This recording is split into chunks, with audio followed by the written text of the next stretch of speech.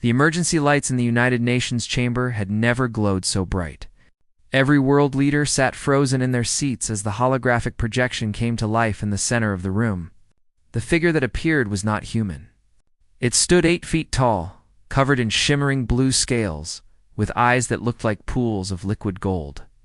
This was High Arbiter Vexenal, Supreme Voice of the Galactic Council. Secretary General Linda Morrison gripped the edge of her table.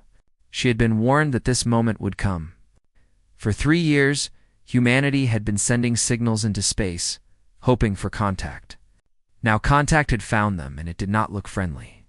Species 7842 Vexenal began, his voice cold and mechanical through the translator device. You call yourselves humanity. Your petition for membership in the Galactic Council has been received and reviewed. After much debate, we have decided that you are adequate for consideration. Linda let out a small breath. Adequate was not a warm word, but it was better than rejected. We are honored by the Council's consideration, she said carefully. Earth is ready to take its place among the stars. Vexenal's thin mouth twisted into something that might have been a smile on a human face. On him, it looked like a warning. Membership is not freely given. It must be earned through tribute. This is the way of the Council. This is how lesser species prove their worth to those who came before. Defense Minister Carlos Vega leaned forward, his dark eyes narrow with suspicion. What kind of tribute are we talking about? 10,000 of your kind. Every year, to serve the member species of the Council as workers, servants, and entertainment. Vexenal paused, letting the words sink in. Consider this an honor. Many species have given far more for the protection we offer. The chamber exploded into noise. Voices shouted in a dozen languages. Translators struggled to keep up.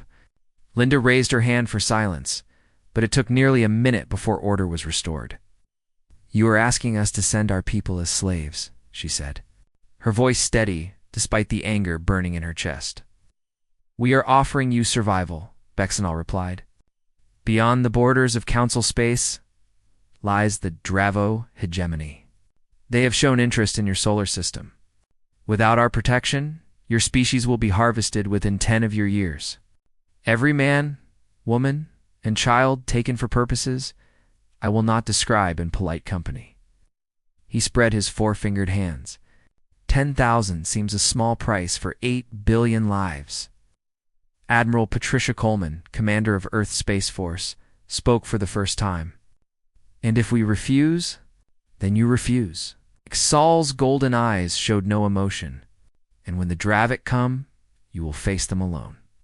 The Council does not protect those who do not contribute. The hologram flickered, and Vexenal S-form began to fade. You have 1 solar cycle to deliver your first tribute. They should be young, healthy, and compliant. Our station orbiting your gas giant will receive them. Do not disappoint us, humanity. First impressions matter greatly in galactic politics. The projection vanished, leaving only the blue glow of the emergency lights and the heavy silence of shock.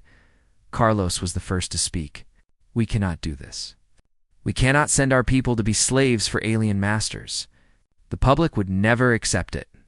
I would never accept it. Agree, Patricia said grimly. But we also cannot fight a galactic war. Our entire space fleet is 12 ships. They have thousands. Millions, maybe? We would last about a week. Linda stood and walked to the window. Outside, the city of Geneva sparkled with lights. Millions of people going about their lives with no idea that their fate had just been discussed by creatures from beyond the stars. She had to protect them.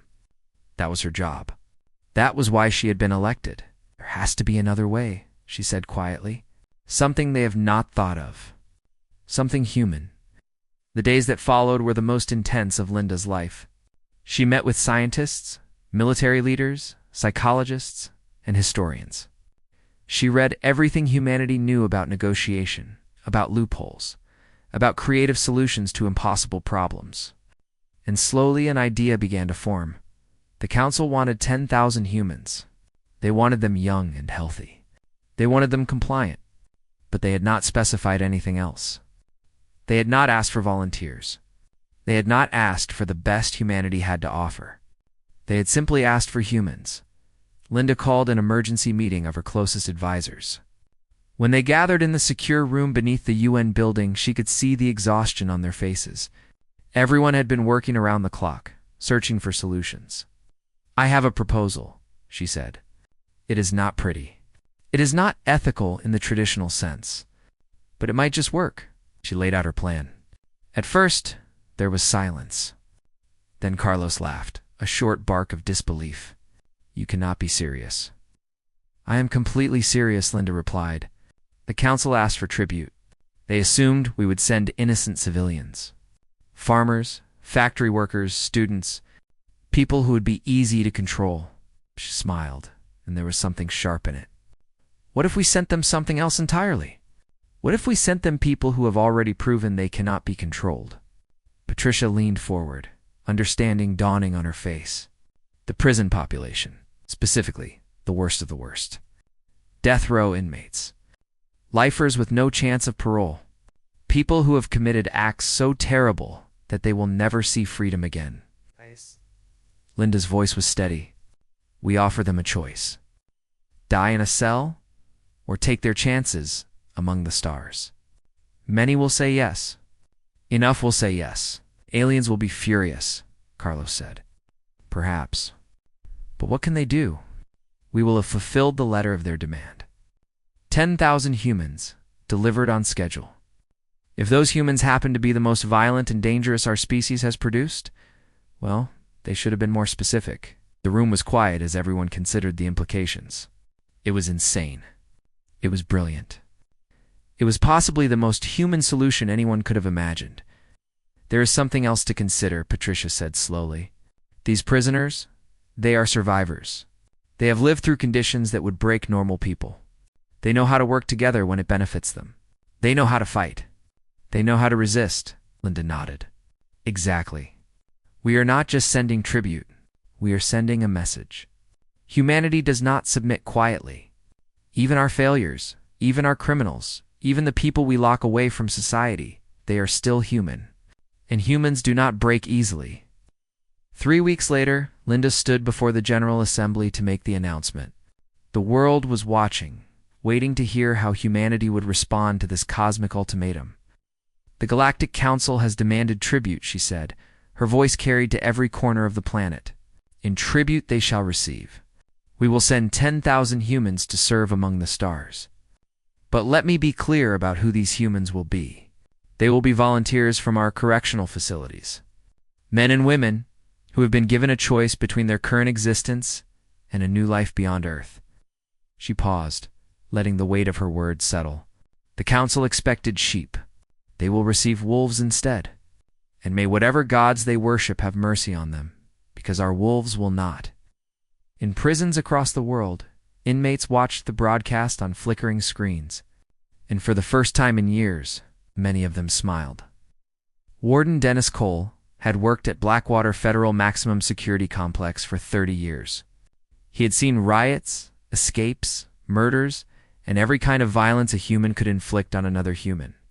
Nothing surprised him anymore, or so he had thought, until the government officials walked into his office.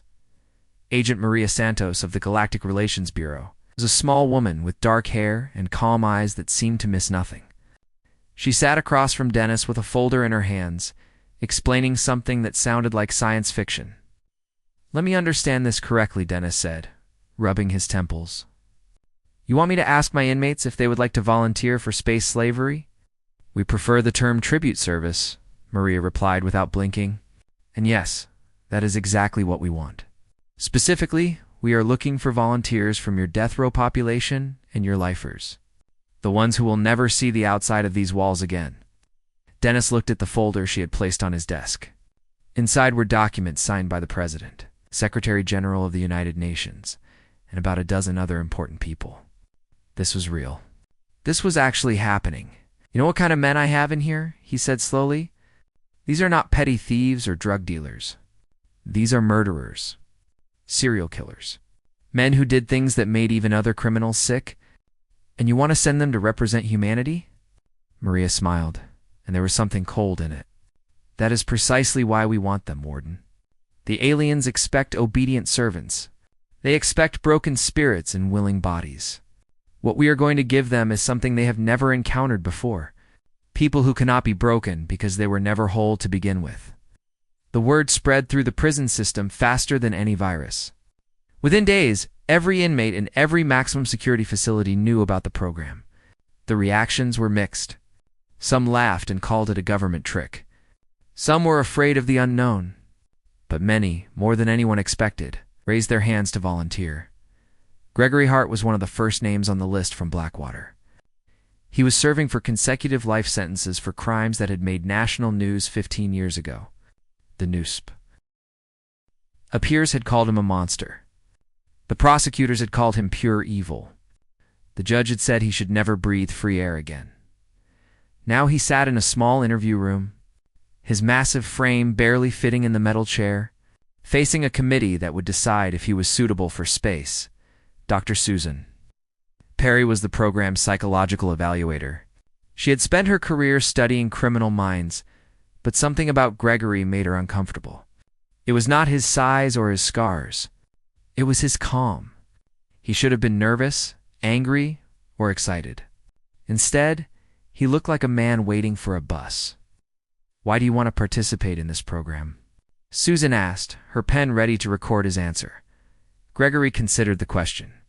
His face was a map of old wounds, a broken nose that had healed crooked, a scar that ran from his left eyebrow to his jaw, and eyes that had seen things most people could not imagine.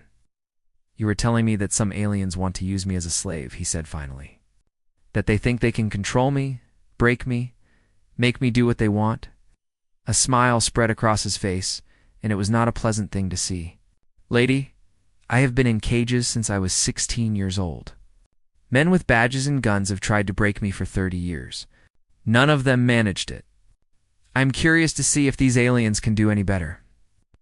Susan made a note on her clipboard. "You understand that you may never return to Earth. This is a one-way trip." "Earth has not been kind to me," Gregory replied, "and I have not been kind to it. Maybe it is time for both of us to move on." He leaned forward, his chains rattling against the table. "Besides, sounds like these council people have never met anyone like us before. Could be educational." For them, the interview with Catherine Price was equally memorable. She had been special forces before she became a contract killer, taking jobs from people who could afford to make problems disappear. She was 43 years old, had killed 17 people that they knew of, and moved through the world like a ghost made of knives. "I am not interested in being a slave," she told the committee, "but I am very interested in what happens when you put 10,000 people like me in a situation we did not choose." Her smile was thin and sharp. "These aliens think they are predators. They've never met anything that hunts back. I want to be there when they learn the difference." Across the country, similar scenes played out. Men and women who had been deemed too dangerous for normal society suddenly found themselves being offered a strange kind of purpose. Not redemption exactly, but something else. A chance to matter. A chance to prove that even the worst of humanity could not be easily dismissed. Victor Reyes volunteered from a facility in Texas. He had run one of the largest drug operations on the border before his arrest, and he had personally killed anyone who threatened his business. In prison, he had become even more dangerous, building alliances and establishing power in ways that the guards pretended not to notice. "You want survivors?" he told his interviewer. "You want people who know how to organize, how to lead, how to take what they need. You are looking at 30 years of experience. These aliens have no idea what is coming." Samuel Drake came from a military background gone wrong.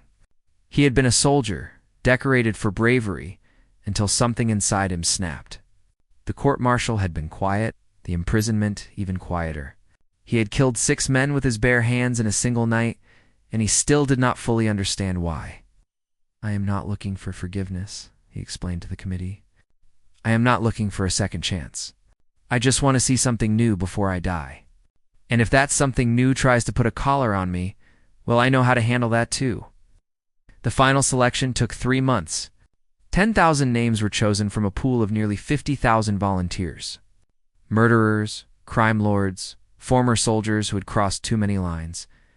and a handful of genuinely unstable individuals who simply wanted to watch something burn, Admiral Tricia Coleman addressed them in the massive hangar that had been converted into a departure facility.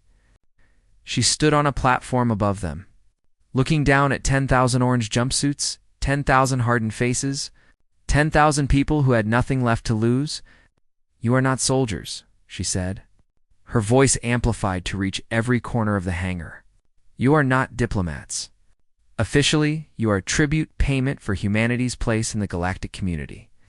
But unofficially," she paused, letting the silence stretch. "Unofficially, you are the worst humanity has to offer. Every species in this galaxy has sent its best to the stars. We are sending something different. We are sending you." Gregory Hart stood in the front row, surrounded by killers and criminals. He listened to the Admiral's words and felt something he had not felt in a very long time. Purpose. Not the purpose of good people who built things and helped others. A darker purpose. The purpose of a weapon being loaded into a gun? The aliens wanted tribute, Patricia continued. They wanted servants. They wanted to teach humanity its place in the universe. Instead, they are going to learn something about us. Something that every enemy we have ever faced has learned eventually. She smiled grimly. Humanity does not kneel. Not even the worst of us. Especially not the worst of us. The next morning, the transport ships launched from Earth. 10,000 prisoners. 10,000 volunteers. 10,000 wolves dressed as sheep. They did not know what waited for them among the stars. But whatever it was, it had no idea what was coming either. In his seat on the transport, Gregory watched Earth shrink in the viewport. He had no attachment to that blue marble. It had given him nothing but pain. But he was grateful to it for one thing. It had made him what he was. And what he was something the galaxy had never seen before. The Council Station orbiting Jupiter is the largest thing any human had ever seen. It was a ring of metal and crystal that stretched across the blackness of space, like a crown made by giants. Ships from 100 different worlds docked along its outer edge, and lights glowed from millions of windows, where aliens of every shape and size lived their lives. Ambassador Crixtal of the Villani Consortium waited in the main receiving bay, all four of his arms clasped behind his back in what his species considered a pose of dignified patience. He was tall and thin, covered in soft gray fur, with large eyes that could see in almost total darkness. For 200 years, he had welcomed tribute species to the station. It was boring work, but important. The humans have actually done it, he chittered to his assistant, a smaller Villani named Poxrel. 10,000 tribute, delivered right on schedule. Perhaps they are more civilized than the initial reports suggested. Poxrel made a doubtful sound. The reports said they are a violent species, barely past atomic weapons. They still fight wars among themselves. All young species do, Crixtal replied with a wave of two hands. They will learn. Tribute service teaches them their place in the proper order of things. Within a generation, they become quite docile. The transport ships from Earth docked with smooth precision. Crixtal straightened his ceremonial robes and prepared his welcome speech. He had given it thousands of times before. It explained the honor of service, the importance of obedience, and the terrible consequences of resistance. Most tribute species listened with wide eyes and trembling bodies.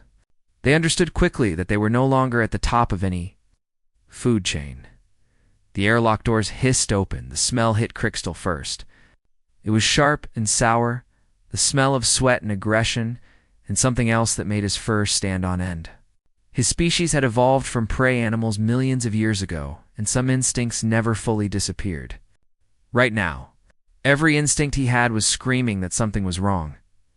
The humans that emerged from the transport were not what he expected. They were large, much larger than the average for their species according to the files. Their bodies were thick with muscle. Their faces were marked with scars and strange markings on their skin. And their eyes, those eyes looked at him not with fear or respect, but with something that made Crixtal take an involuntary step backward. Gregory Hart led the way. He filled the doorway with his massive frame, moving with the easy confidence of a predator in its territory. Behind him came wave after wave of humanity's worst. Men and women who had survived environments that would have killed most beings in the galaxy. "Welcome to your new home," Crystal managed, his voice higher than he intended. "You are now tribute of the Galactic Council.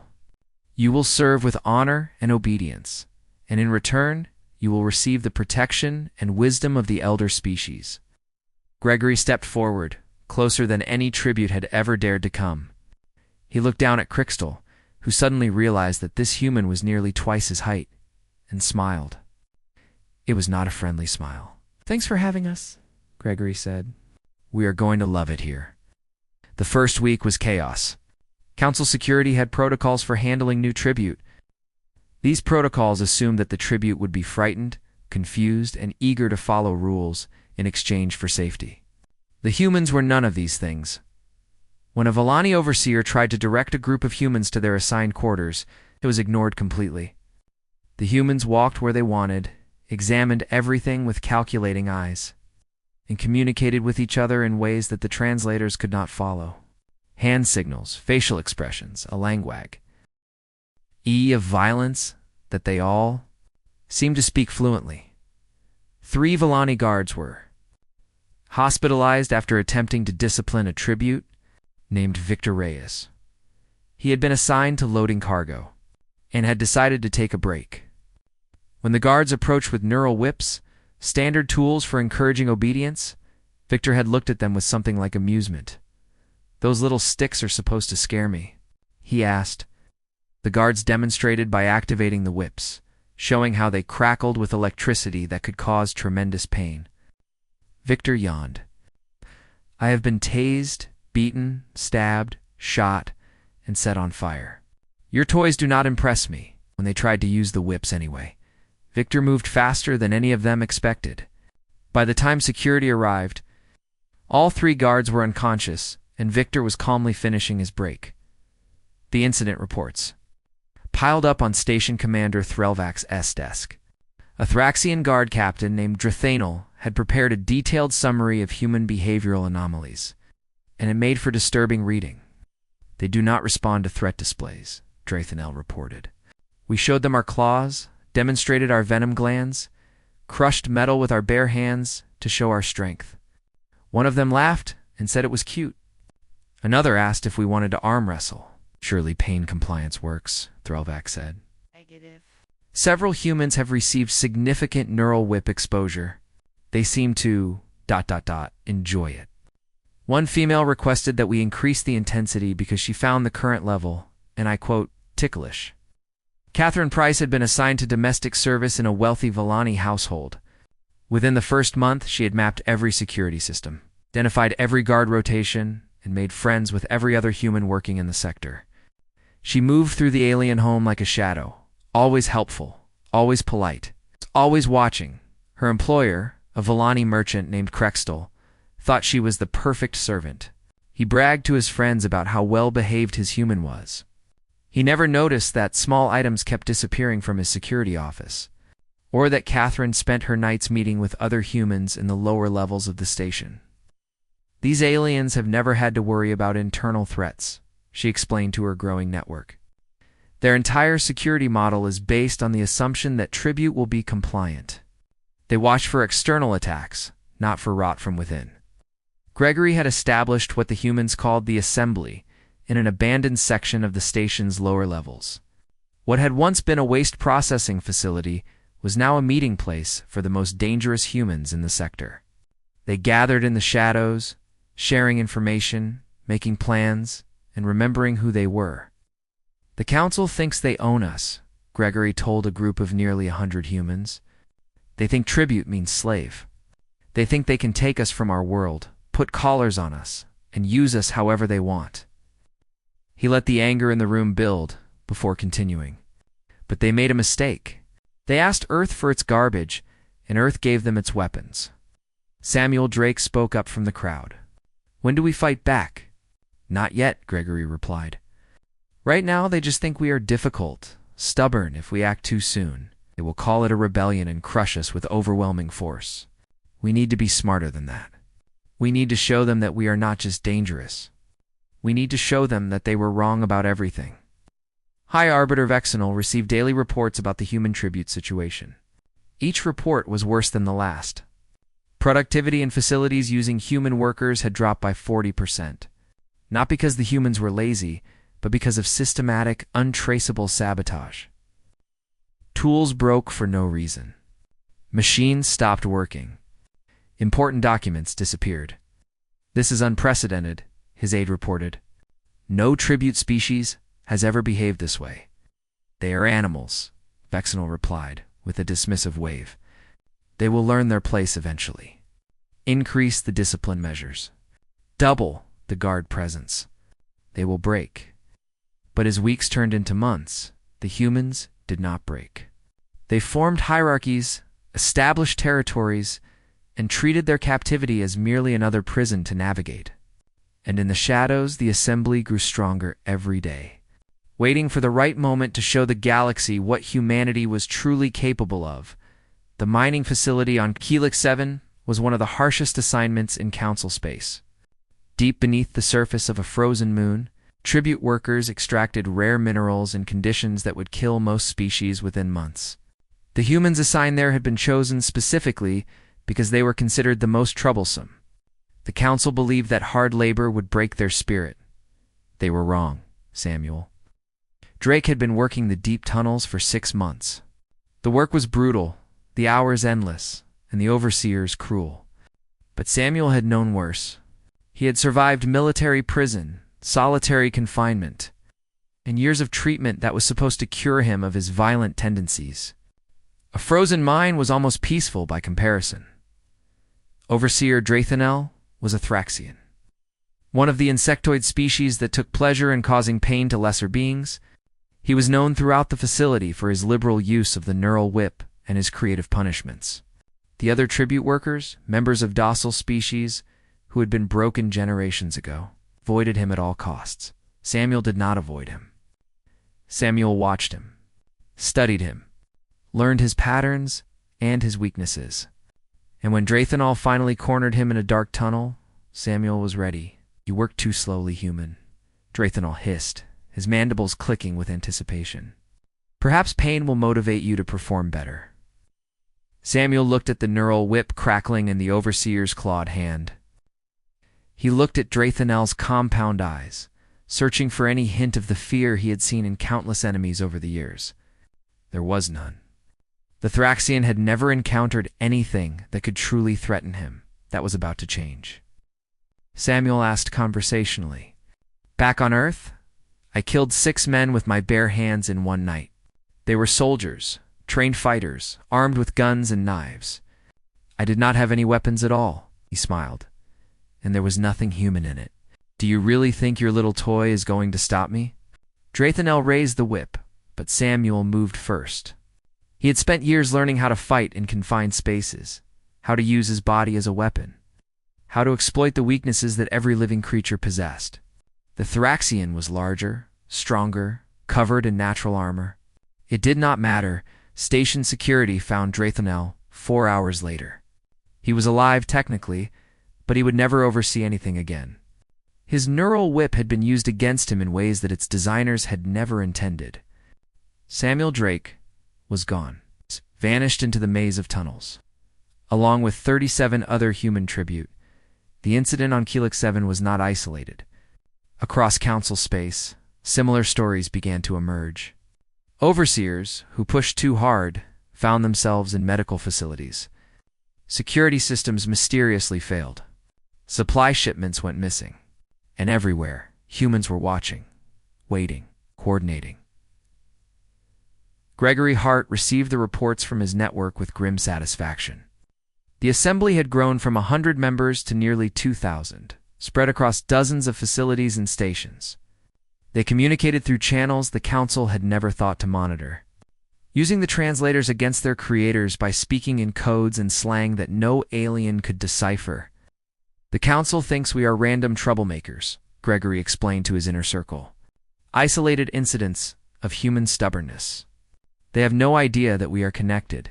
They have no idea that we have been planning this from the beginning." Catherine Price had become his second in command. her skills in intelligence gathering proving invaluable. She laid out a map of the main station, pointing to key locations that she had identified over months of patient observation. Security concentrations here, here, and here, she said. Power distribution runs through these main conduits.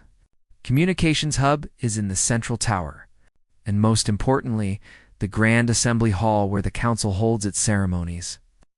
Victor Reyes grinned. We are going to hit them during a ceremony. Better, Gregory replied. We are going to hit them during the sovereignty celebration, the biggest event of the Council year. Every important alien in this sector will be there. Diplomats, military leaders, merchant princes, all in one place. All celebrating how powerful they are. That place will be locked down tight, someone said from the back of the room. The guards will be focused on external threats, Catherine explained. Protecting the dignitaries from assassins, terrorists, rival species. They will not be watching the tribute workers who serve the food and clean the floors. We will be invisible until we choose not to be. The plan took 3 months to organize. Humans were moved into position across the station, each one carrying a piece of a larger puzzle that only the assembly leadership understood.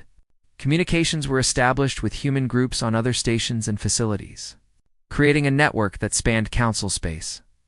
On the night before the sovereignty celebration, Gregory gathered his key people for a final briefing. The room was crowded with some of the most dangerous humans who had ever lived, but there was no fighting, no posturing. They had a common enemy now, and that changed everything. Tomorrow, we show them what we are, Gregory said. Violent. Not yet. This is about sending a message. We need them to understand that they made a terrible mistake when they demanded tribute from Earth. And if they do not get the message? Samuel asked. He had emerged from the tunnels of Helix 7, with a reputation that made even other humans nervous. Then we send it. Again. Louder. Until they understand. Sovereignty celebration began with great fanfare. Ships arrived from across the sector, carrying dignitaries from dozens of species. The Grand Assembly Hall was decorated with lights and banners, filled with exotic foods and expensive drinks. High Arbiter Vexenal himself presided over the festivities, accepting tribute and praise from the assembled guests. No one noticed the human servants moving quietly through the crowd. No one noticed the small devices being placed in strategic locations. No one noticed the subtle signals passing between tribute workers, who were supposed to be docile and obedient. At precisely the 3rd hour of the celebration, everything stopped working. The lights flickered and dimmed. Communications went dead. The climate control systems began pumping cold air into the hall. Food processing units shut down. Elevators froze between floors. Nothing catastrophic. Nothing that would cause permanent damage. But enough to transform the celebration into chaos, and in the middle of that chaos, Gregory Hart walked calmly into the Grand Assembly Hall. He was still wearing his tribute uniform. He moved like a man who owned the room, who feared nothing and no one. The guards hesitated, unsure how to respond to a tribute who was not behaving like tribute. High Arbiter Vexenal, Gregory announced, his voice cutting through the panicked alien chatter. The crowd parted before him, instinctively recognizing a predator in their midst. Humanity would like to renegotiate the terms of our tribute. Vexenal stared at the human in disbelief. This is an act of rebellion. You will be executed for this. Execute me if you want, Gregory replied. But first, look around. Every system failure you are experiencing right now was caused by humans. Humans you brought here as slaves. Humans you thought you could control. He smiled, and every alien in the room felt something ancient and afraid stir in their blood. We have not killed anyone. We have not destroyed anything permanently. We have simply shown you what we can do when we decide to stop pretending. The hall was silent except for the flickering of malfunctioning lights. For the first time in his long career, High Arbiter Vexenal did not know what to say. You asked Earth for tribute, Gregory continued. You got us instead.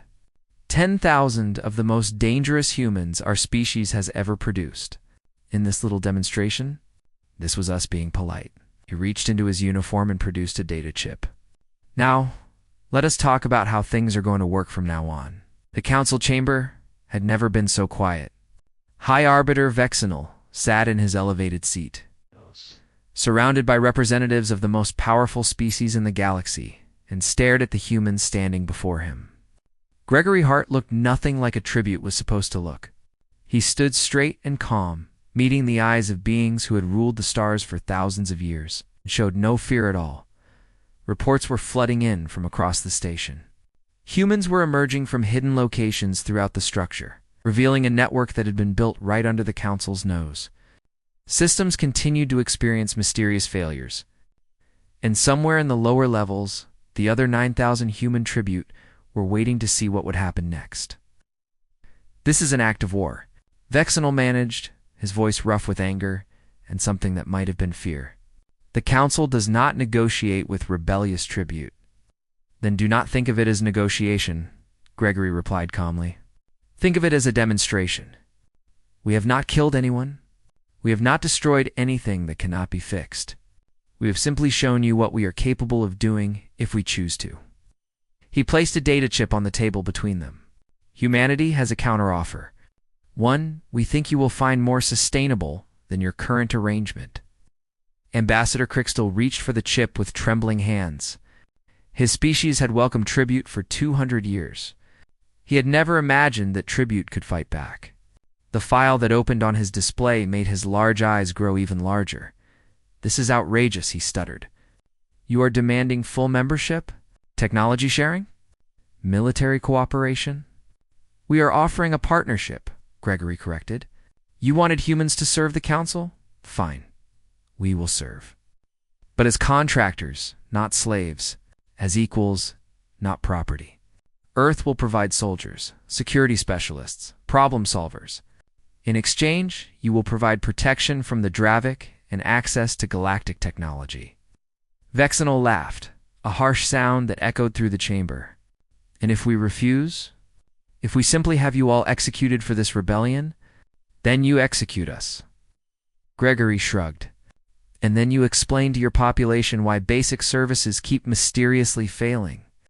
You explain why your tribute workers are suddenly brave enough to fight back, inspired by stories of what the humans did. You deal with the Dravik yourself, without any help from the one species in this galaxy that seems to be good at surviving impossible odds." Catherine Price stepped forward from the shadows. The Council members had not even noticed her presence until she moved. A reminder of how easily the humans had infiltrated their most secure spaces. "Let me put it another way," she said. "The Dravik hegemony has conquered hundreds of species, wiped out entire civilizations, and none of those species sent the Dravik their worst. None of them thought to use criminals and killers as a weapon." She smiled, thin and sharp. "You have been farming the galaxy for obedience for thousands of years. Humanity farms for something else entirely. We breed survivors." Council members exchanged uneasy glances. This was not how tribute species behaved. This was not how anyone behaved. And yet, looking at the humans standing before them, they could not find the words to argue. "You say your species produces these?" Soldiers, a Thraxian counselor, spoke up. "These violent individuals who cannot be controlled? Why would we want such creatures in our space?" "You are more threat than asset," Samuel Drake answered from his position near the door. "Because threats can be pointed at your enemies. Every species in this galaxy has been civilized for so long that you have forgotten what it means to truly fight. You wage war with ships and weapons, follow rules and conventions. Humans do not fight like that. We fight to survive. We fight dirty, and we never, ever stop." "The Dravik are coming," Gregory added. "Maybe not today, maybe not this year, but eventually. When they do, you can face them with tribute workers who have been bred for obedience for 100 generations. Or you can face them with us. People who have spent our entire lives fighting against systems designed to crush us. People who know how to resist, how to sabotage, how to turn any situation to our advantage." The negotiation lasted 3 days. The Council argued, threatened, and bargained. The humans waited patiently, knowing that time was on their side. Every hour that passed without resolution was another hour of system failures, another hour of uncertainty, Another hour of powerful aliens being forced to admit that they had made a terrible mistake in the end. The Council had no choice. The alternative was attempting to control 10,000 humans who had already proven uncontrollable. While explaining to their citizens why nothing worked properly anymore, the final agreement was unlike anything in Council history. Humanity received full membership, with all the rights and privileges that implied. The tribute system was replaced with a military contractor arrangement. Humans would serve throughout Council space, but as paid professionals, not slaves. In exchange, Earth would gain access to technology, protection from external threats, and a voice in galactic politics. Secretary General Linda Morrison received the news in her office on Earth. She stood at the window, looking up at the stars, and allowed herself a small smile. "Ladies and gentlemen," she announced to the world, "humanity has been granted full membership in the Galactic Council. Our tribute citizens will remain in service as independent contractors. I am told that the Council has also placed a permanent notation in our species file." She paused, her smile growing wider. The notation, roughly translated, reads, "Warning. Do not attempt to subjugate. Results unpredictable and costly." On the station orbiting Jupiter, Gregory Hart watched the broadcast in his new quarters.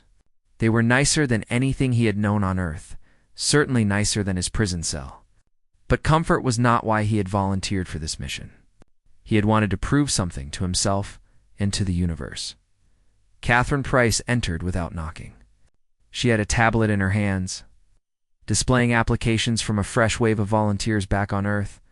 More prisoners, more killers, more survivors. Humanity had found a new export, and the galaxy was not ready for it. "The Council is calling us security contractors," she said, settling into a chair. "They are already requesting our services for half a dozen trouble spots. Apparently, word is spreading about what we did here. Other species want to know if humans are really as dangerous as the stories say." Gregory took the tablet and scrolled through the applications. He recognized Psalm E of the names from his years in the system. Men and women who had been written off as worthless, as irredeemable, as threats to society. Now, they were being offered a chance to be something else. Something valuable. "Think the Council will ever try to control us again?" Catherine asked. "Let them try." Gregory leaned back, his scarred face splitting into a genuine smile. "We have nothing but time and bad attitudes. And now, we have space." Across the galaxy, the story spread like fire. The species that had sent monsters as tribute, the species whose worst members were more dangerous than other civilizations' best, the species that could not be conquered because they had already conquered themselves. Other tribute species began to whisper, "If the humans could resist, maybe they could too. If the humans could negotiate as equals, maybe the old order was not as permanent as it seemed." Seeds of change were being planted, and the Council could not stop them. High Arbiter Vexenal watched these developments with growing unease. He had tried to acquire servants, and instead had created a catalyst for transformation. The humans were not just changing their own situation, they were changing everything. In the official records, a quiet addendum was added to Earth's file.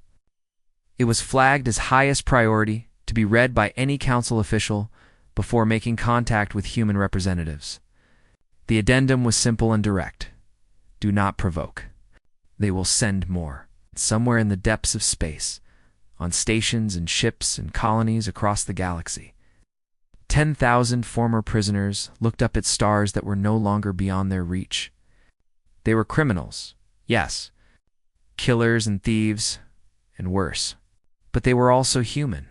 And being human, it turned out, meant something the galaxy had never seen before. Earth had sent its worst to the stars. And in doing so, it had shown the universe what humanity was truly capable of. Not despite their flaws, but because of them. The survivors. The fighters. The ones who refused to break, the galaxy would never be the same.